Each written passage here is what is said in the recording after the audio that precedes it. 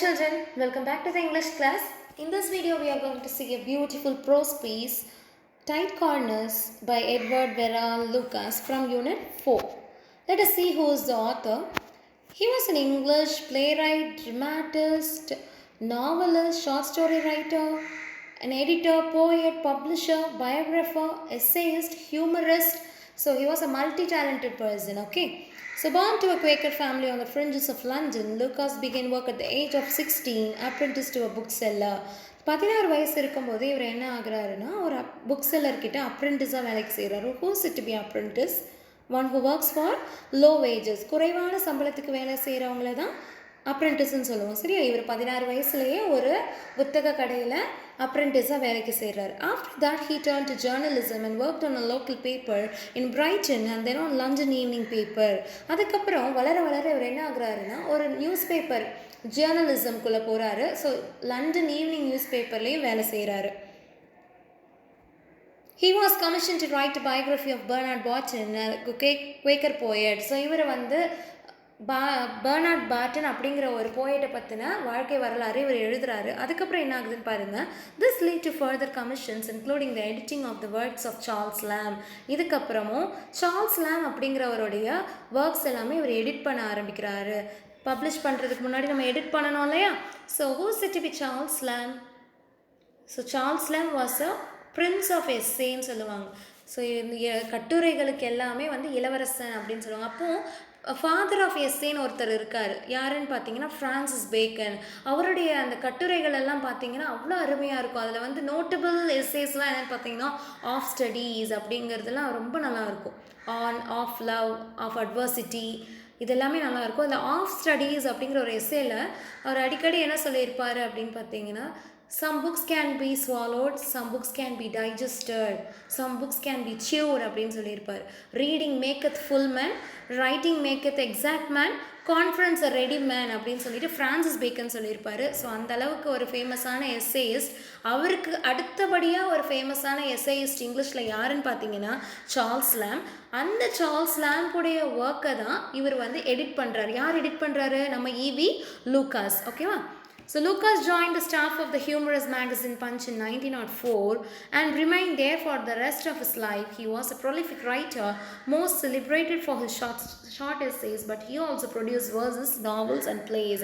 So இவர் 1904ல humorous magazine Punch அப்படிங்கிற ஒரு மேகசினில் வந்து இவர் வந்து ஒர்க் பண்ண போகிறாரு. ஸோ அவர் இறக்குற வரைக்குமே அந்த மேகசினில் தான் ஒர்க் பண்ணிகிட்ருக்காரு. அந்த மேகசினுக்காக இவர் வந்து இவருடைய ஷார்ட் எஸ்ஸேஸ் தான் ரொம்ப ஃபேமஸாக இருந்தாலும் அதை தவிர்த்து இவர் நிறைய போயட்ரி எழுதியிருக்காரு, நாவல்ஸும் எழுதியிருக்காரு, பிளேஸும் எழுதியிருக்காருன்னு சொல்கிறாங்க. ஓகேவா? இப்போது நமக்கு ப்ரிஸ்கிரைப் பண்ணியிருக்கிறது ஒரு ஷார்ட் ஸ்டோரி. இது E.V. லூகாஸோடைய லைஃப்பில் நடந்த ஒரு இன்சிடெண்ட்டு தான் நமக்கு கொடுத்துருக்காங்க. இது ரொம்ப ரொம்ப இன்ட்ரெஸ்டிங்காக இருக்கும். நார்மலாக மனுஷங்களோட வாழ்க்கையில் என்ன நடக்குதுங்கிறது தான் இந்த ஸ்டோரியில் இருக்கும். அதுக்கு முன்னாடி வார்ம் அப் இங்கே பாருங்கள். Many of us have unused, old but valuable items at home. If we wish to get rid of them, we can sell them in that in auction. Items like paintings, jewels, household articles, vehicles, even houses can be auctioned. The flowchart below will help you understand how an auction is conducted. Okay, சில நேரங்களில் நம்ம வீட்டில் பயன்படுத்தாத சில விலை உயர்ந்த பொருட்கள் இருக்கும். விலை மதிப்பில்லாத பொருட்களாக இருந்தாலும் அதை நம்ம பயன்படுத்தியிருக்க மாட்டோம். அந்த மாதிரி பொருட்கள் நம்ம வேண்டாம்னு நினைக்கிறப்ப தூக்கி குப்பையிலலாம் போட மாட்டோம். என்ன பண்ணுவோம்? அதை ஏலம் விடலாம்னு சொல்லிட்டு நினைப்போம் இல்லையா? ஸோ அந்த மாதிரி ஏலம் விடுறதுக்கான ப்ராசஸ் என்ன, ஒரு பொருளை எப்படி ஏலம் விடணும், அதை எப்படி ஏலத்துக்கு எடுத்துக்குவாங்க அப்படிங்கிறது தான் இங்கே ஃப்ளோ சார்ட்டில் கொடுத்துருக்காங்க. ஆக்ஷன் மீன்ஸ் ஏலம் விடுறது. சரியா? Enter the sale room where the items are displayed for sale. First நீங்கள் ஒரு பொருளை வாங்க போகிறீங்க ஏலத்துலன்னா நீங்கள் அந்த சேல் ரூம்குள்ளே போகணும். இது எதுக்கு இங்கே கொடுத்துருக்காங்க இவ்வளோ டீட்டெயிலானா? இது தெரிஞ்சால் தான் நம்ம ஸ்டோரி உங்களுக்கு புரியும். Decide the item you wish to buy. நீங்கள் மட்டும் வந்து எல்லாத்தையும் வாங்கணும்லாம் நினைக்க முடியாது. அந்த ஏலம் விடுற அந்த ஹாலில் எந்த பொருள் உங்களுக்கு வேணுமோ அதை நீங்கள் டிசைட் பண்ணணும். Next, get a card with a registration number from the staff. நீங்கள் உள்ளே போகிறீங்க அப்படின்னா ஒரு கார்டு வாங்கணும், ரெஜிஸ்டர் பண்ணணும். The auctioneer opens by quoting a price for each article. So என்ன பண்ணுவார்? அந்த ஏலம் விடுறவர் ஆக்ஷனியராக அந்த ஏலம் விடுறவர். சரியா? அவர் என்ன பண்ணுவார்? ஒவ்வொரு பொருளுக்கான விலைகள், ஆரம்ப விலையை வந்து சொல்லுவார். Each buyer holds up his or her card and states a price which is higher than the opening price. ஒவ்வொருத்தங்களும் தங்ககிட்ட இருக்கிற ரெஜிஸ்ட்ரேஷன் கார்டை வச்சுக்கிட்டே என்ன பண்ணுவாங்க, அந்த ஓப்பனிங் ப்ரைஸை விட அதிகமான அமௌண்ட்டை கோட் பண்ணுவாங்க. The auction continues with each bidder quoting a higher price until the item is considered sold. இங்கே bidder அப்படின்னா என்னென்னா ஆஃபரிங் கொடுக்கறது, பணம் கொடுக்கறது. ஸோ இந்த ஆக்ஷன் என்ன பண்ணும், யார் ஒவ்வொருத்தங்களை விட யார் அதிகமாக சொல்கிறாங்களோ, கடைசியாக எந்த அமௌண்ட் அதிகமாக இருக்கோ அவங்களுக்கு தான் வந்து அந்த பொருளை விற்றுருவாங்க இல்லையா. அதுக்கப்புறம் என்ன ஆகுது பாருங்கள், the deal is closed with the highest bidding or price. அந்த டீல் எப்போ முடியும், ஒரு பொருளுடைய ஹையஸ்ட் அமௌண்ட் வந்து யார் கேட்குறாங்களோ அப்போ அந்த டீல் முடிஞ்சிடும்.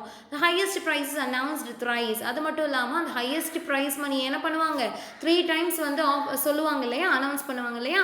The highest bidder finally goes to the clerk and hands over the card.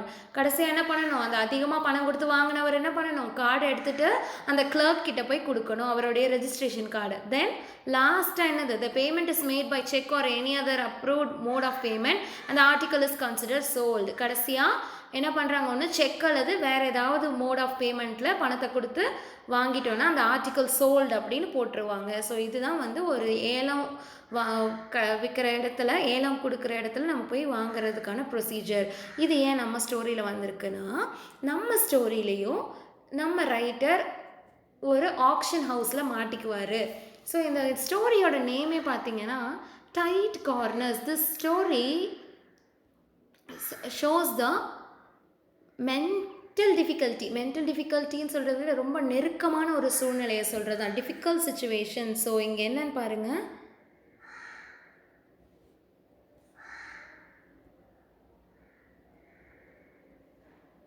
So tight corners அப்படின்னாலே டிஃபிகல்ட் சுச்சுவேஷன்.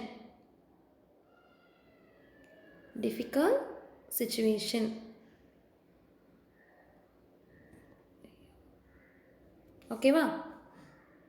ஓகே, இங்கே பாருங்கள். In Tight Corners, E.V. Lucas narrates the story of how he was rescued from humiliation at an auction house by a sudden stroke of luck. Let's read on and get to know how he got himself in a tight corner and found his way out of that situation. இந்த tight corner ஸ்டோரியில் E.V. Lucas என்ன பண்ணுறாரு, அவரே தன்னுடைய கதையை சொல்கிறாரு. எப்படி வந்து அந்த ஏலம் விடுற வீட்டில் அவர் மாட்டிக்கிட்டாரு, அந்த மாட்டிக்கிட்ட இடத்துலேருந்து எப்படி தப்பிக்கிறாரு, என்ன பண்ணி மாட்டிக்கிட்டாரு, என்ன இவருடைய ஒரு லக்கால் அவர் எப்படி தப்பிக்கிறாரு அப்படிங்கிறது தான் இந்த ஸ்டோரியில் நமக்கு சொல்லியிருக்காரு. சரியா? Let's read on and get to know how he got himself in a tight corner and found his way out of that situation. So இப்போ நம்ம என்ன பண்ண போகிறோன்னா, இவர் எந்த ஒரு டைட் கார்னர் டிஃபிகல்ட் சுச்சுவேஷன் சொன்னேன் இல்லையா. ஸோ எந்த மாதிரியான ஒரு டிஃபிகல்ட் சுச்சுவேஷனில் இவர் மாட்டிக்கிட்டாரு, அதுலேருந்து எப்படி வந்து இவர் தப்பிச்சார் அப்படிங்கிறது தான் இந்த ஸ்டோரியில் நம்ம பார்க்க போகிறோம். The talk was running on the critical situations in which we had found ourselves, those of us whose lives were adventurous even to comprise any. So நம்ம வந்து சில நேரங்களில் வந்து பெரிய சாகசமாக எதை பேசுவோன்னா, சில கஷ்டமான சூழ்நிலையிலேருந்து தப்பிச்சு வர்றது தான் ரொம்ப பெரிய சாகசமாக நம்ம பேசுவோம் இல்லையா. One man had been caught by the tide in Brittany and escaped by the skin of his teeth. Another had been on an elephant when a wounded tiger charged at it. A third had been on the top story of a burning house. A fourth was torpedoed in the war. Okay, so என்ன சொல்கிறாங்கன்னா, இந்த stanza, இந்த paragraph முழுக்க ஒவ்வொருத்தவங்களும் எப்படிலாம் விதவிதமான சூழ்நிலையில் மாட்டிக்கிறாங்க, எப்படி எந்த மாதிரி டிஃபிகல்ட் சுச்சுவேஷன்லாம் மாட்டிக்கிறாங்கன்றது தான் சொல்கிறாங்க. ஸோ பிரிட்டானி அப்படிங்கிறது வந்து நார்த் வெஸ்ட் சைடு இருக்கிற ஃப்ரான்ஸில் இருக்கிற ஒரு கடற்கரை. ஸோ அந்த கடற்கரையில் ஒரு பெரிய அலையில் மாட்டி தப்பிக்கிறவராக இருக்கலாம். அதுவும் அப்படியே வந்து லாஸ்ட் மொமெண்ட்டில் அப்படியே ஃப்ராக்ஷன் ஆஃப் செகண்டில் உயிர் தப்பிக்கிறதா இருக்கலாம். ஒருத்தர் வந்து யானை மேலே இருக்கும்போது ஒரு காயப்பட்ட புலி வந்து அவரை தாக்க வந்திருக்கலாம். ஆனால் அந்த புலி காயப்பட்ட புலியாக இருக்கனால இவர் கொஞ்சம் அப்படியே ஃப்ராக்ஷன் ஆஃப் செகண்டில் எஸ்கேப் ஆகிருப்பார். அப்படி இல்லைன்னா ஒருத்தர் என்ன பண்ணியிருப்பார், நல்லா அந்த ஃப்ளாட்டே எரியுது, அதில் வந்து டாப் ஃப்ளோரில் வந்து நின்றுட்டுருப்பார். அப்படி இல்லைன்னா அதுலேருந்து எப்படியோ தப்பிச்சுக்கிறாரு. அடுத்தது இன்னொருத்தர் போர்க்களத்தில் எப்படியோ ஜெயிச்சு உயிர் தப்பி வந்துடுறாரு. இந்த 4 விதமான பேரும் 4 விதமான டிஃபிகல்ட் சுச்சுவேஷன்லேருந்து தப்பிச்சு வந்துடுறாங்க இல்லையா. But you all talk said one of the company as though tight corners were always physical affairs. So இவர் என்ன சொல்கிறாரு, எப்போ பார்த்தாலும் டிஃபிகல்ட் சுச்சுவேஷன்னா உயிரோட தப்பிச்சு வர்றது, ஃபிசிக்கலாக எந்த காயமும் இல்லாமல், நம்ம உடம்புல எந்த காயமும் இல்லாமல் தப்பிச்சு வர்றது தான் வந்து பெரிய விஷயமா பேசுகிறோம் அப்படின்னு சொல்கிறாரு. Surely they can be tighter when they are mental. The tightest corner I was in was at Christie. So இவர் என்ன சொல்கிறாரு, நீங்கள் ஃபிசிக்கலாக உயிர் தப்பி வர்றது மட்டும் டைட் கார்னர் கிடையாது. டிஃபிகல்ட்டான சுச்சுவேஷன் எப்போவுமே உடல் ரீதியாக மட்டும் வராது, மென்டல் டைட் கார்னர்ஸும் இருக்குது. மென்டலாக அதாவது என்னென்னா மனசு அப்படியே பயமுறுத்துகிற மாதிரி யார்கிட்டையும் சொல்ல முடியாது. ஃபிசிக்கல் டைட் கார்னர்ஸ் நம்ம எல்லாருக்கிட்டையும் சொல்லலாம், காயத்தை பார்த்தாலே தெரிஞ்சிடும், மற்றவங்களுக்கு நம்ம சொல்லாமே மற்றவங்களுக்கு தெரிஞ்சிடும். ஆனால் நீங்கள் மனசில் ஒரு போராட்டம் வரும் பார்த்தீங்களா, பயம் நெருக்கடி வரும் பார்த்தீங்களா, அந்த மனசில் வர நெருக்கடியை யார்கிட்டையுமே சொல்ல முடியாது. அந்த ஃபிசிக்கல் டைட் கார்னர்ஸை விட மென்டல் டைட் கார்னர்ஸ், மென்டலி வர டிஃபிகல்ட் சுச்சுவேஷன் ரொம்ப ரொம்ப கஷ்டமாக இருக்கும்.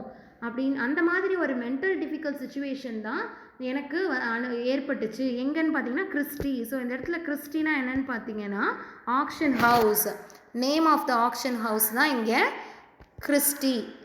ஆக்ஷன் ஹவுஸ் ஆர் ஹால், ஓகேவா? ஸோ என்ன டைட் கார்னர் இவருக்கு, அப்படி என்ன மனசில் வந்து ஒரு நெருக்கடி, மென்டலி எப்படி இவர் வந்து இந்த அளவுக்கு ஒரு டார்ச்சர் எப்படி இவருக்கு வந்துச்சு, அந்த ஆக்ஷன் ஹாலில் என்ன நடந்துச்சு அப்படிங்கிறத நெக்ஸ்ட் வீடியோவில் பார்க்கலாம். தேங்க்யூ.